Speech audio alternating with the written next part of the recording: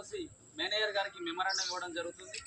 అందులో ఈ సంవత్సరానికి సంబంధించినటువంటి వార్షిక లక్ష్యం 70 లక్షల మిలియన్ టన్నులకు గాను సత్తుపల్లి జేవిఆర్ ఓసి నుండి 12 మిలియన్ టన్ మనకు వార్షిక లక్ష్యం ఇచ్చిళ్ళు.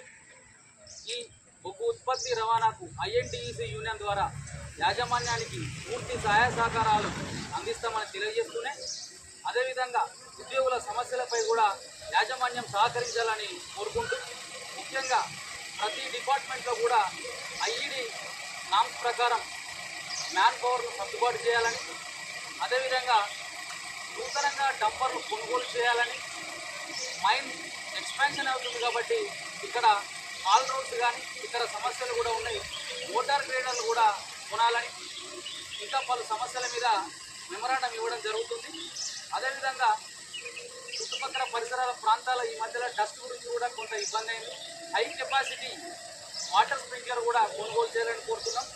అదేవిధంగా టెక్నీషియన్స్ హెల్పర్లను కూడా ఏర్పాటు చేయాలని కోరుకుంటున్నాం.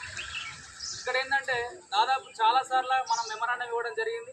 ఇక్కడ 59 మంది సూపర్వైజర్లు ఓవర్మెన్లు ఉన్నారు. ఇప్పటికి కూడా పలుమార్లు మనం వినతిపత్రం ఇవ్వడం జరిగింది.